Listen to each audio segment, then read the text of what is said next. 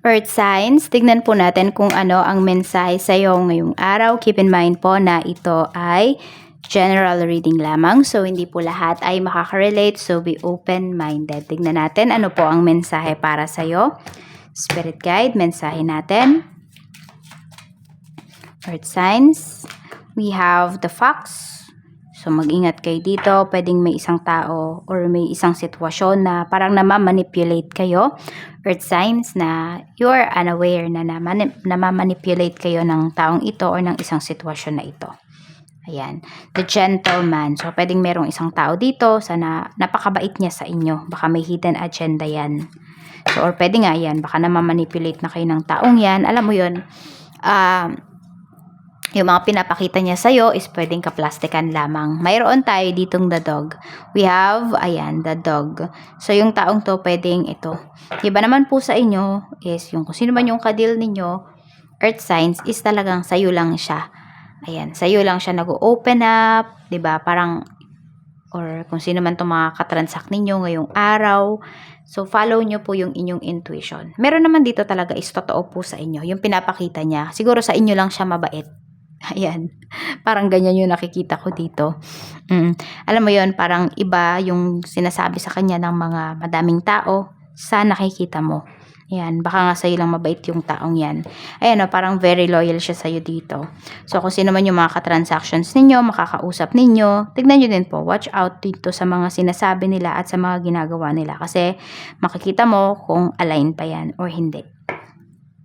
Tignan natin kung ano pa yung mensahe para sa'yo. Spirit guide, mensahe pa natin for earth signs. Kung di pa po kayo nakasubscribe, please subscribe na po kayo. At yung atin pong, para naman sa mga gusto mag-avail ng ating private readings, Lucky Stones and Amulet, makikita nyo po yung link sa description box below. Meron tayo ditong Star Family. You're part of a team of souls called in support. Ayun nga po. So, ito, pwedeng iniingatan mo yung connections mo with other people. Ayan, may mga tao po talaga na sa'yo, na maingat sa'yo. What I mean is, iniingatan ka nila. Iniingatan nila yung relationship nila sa'yo. Yan. Kaya may mga tao dito na, yun nga, naririnig ka, oh, si ganyan. Hindi naman talaga yan totoo. So, akala mo, yan, baka ma-manipulate ka ng mga naririnig mo na yon. So, tignan mo na lang, see it to yourself kung yung tao ba na yon ay mapagkakatiwalaan or hindi. So, ikaw po ay kabilang sa Star Family. So, pwedeng kakilala mo na yung mga tao talaga na soul tribe mo, yung mga tao na parehas kayo ng mga visions, ng mga missions dito sa mundo. Tignan natin ano pa ang mensahe para sa'yo. Yan. O nakakapag-share ka sa kanila talaga ng mga bagay na yung tipong alam mo na maiintindihan ka nila. Weird para sa ibang tao. Pero sa mga soul family mo, sa mga soul tribe mo, is hindi weird yung mga sinasabi mo. Tignan natin, nakakapag-open up ka sa kanila ng walang inhibitions. Pagdating sa trabaho, we have 10 of spring. So, ito po, yung iba po sa inyo, ayan, sobrang daming responsibilities ngayong araw na ito pagdating sa trabaho. So, kung meron pong makakatulong sa inyo or pwede naman talaga kayong magtulungan, so ask for help. Kasi baka yung iba mong katrabaho, parang walang ginagawa. Alam mo yung parang paisi-isi sila, yun yung nakikita ko dito, earth signs. Tapos ikaw, haggard na haggard ka na sa pagtatrabaho. Kasi di mo alam kung ano ba yung uunahin mo. Samantalang napakadami mong mga coworkers na, ayun, parang paisi-isi lang sa ginagawa nila. Pero tignan mo din, baka naman kasi natapos na talaga nila yung trabaho nila, kaya nagpapaisi-isi na sila. Or kaya parang feeling mo, nagre-relax na sila. Pero ayun, kung meron namang tutulong sa'yo or you can ask for help, why not? Tignan natin kung ano pa ang mensahe for you pagdating sa negosyo. The moon. So, ito po. So, yan.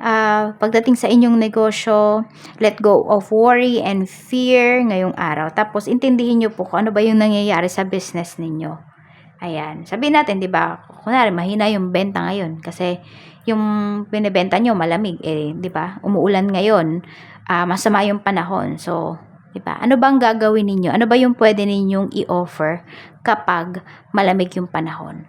Could you give some discount ba pagdating dyan sa products mo? 'Diba? Ano ba yung strategy mo? So, yan po yung alamin ninyo. Tsaka huwag kayong matakot. Oo. Yan, parang huwag kayong matakot na mag-branch out sa other business. Or what I mean, mag-start ba sa isang business na pwedeng hindi nyo gamay, pero nakikitaan nyo naman ng sabihin natin na magiging stable siya or gaganda yung business na yon. Huwag kayong matakot mag-try. Yan po yung sinasabi. At intindihin niyo yung nangyayaring sitwasyon sa inyong business. We have the Lovers pagdating naman sa money.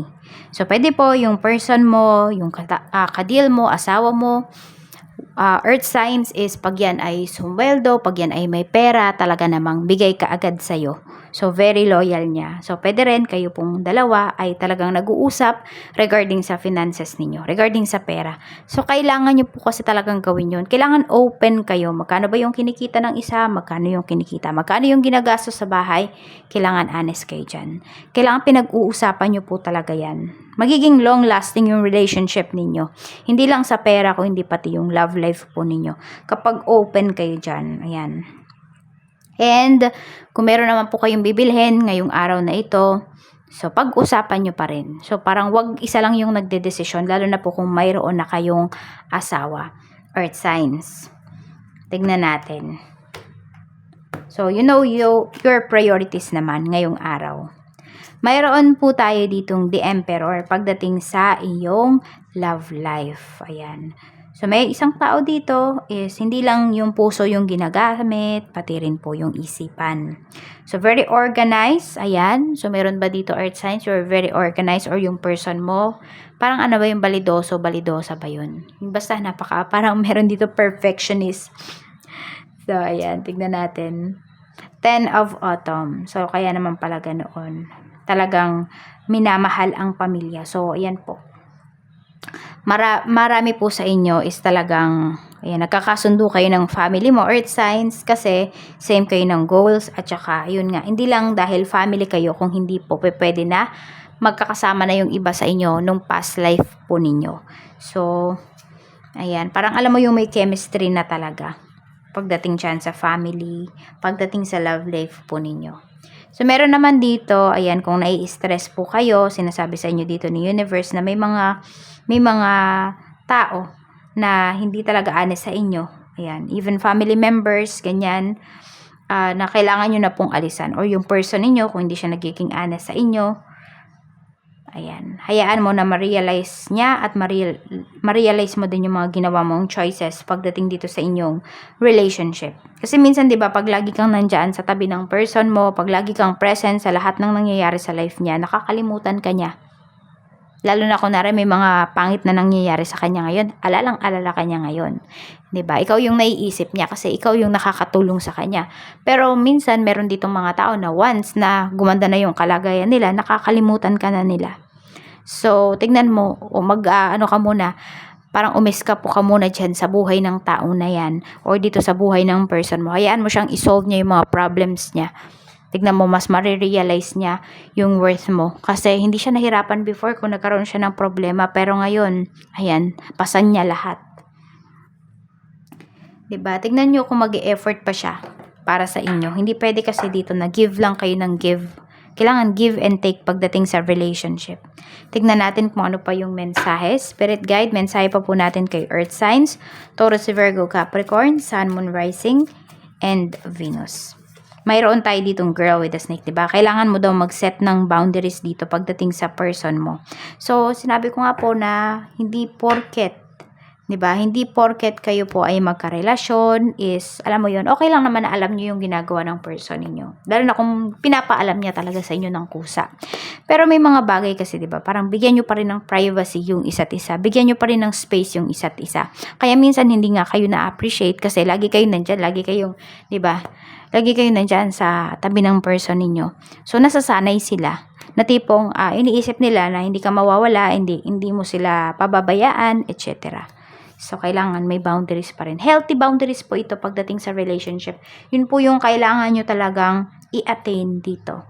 Or, ilagay sa inyong relasyon. So, ito po yung mga lucky numbers mo. 9, we have number 10, meron tayong number 18, 6, and number 4. Yan po yung mga lucky numbers mo, earth signs, ngayong araw. At sa mga gusto po ng free reading, ayan, mag-comment lang po kayo. Basahin nyo muna yung format natin kasi kung mali po yung format na gagawin ninyo, hindi ninyo susundin yung rules, hindi ko po kayo sasagutin. Kasi sayang naman yung energy, 'di ba? Sayang din yung kinoment ninyo. Kaya sunod po kayo para masagot kayo. At give me some time, napakadami nyo po.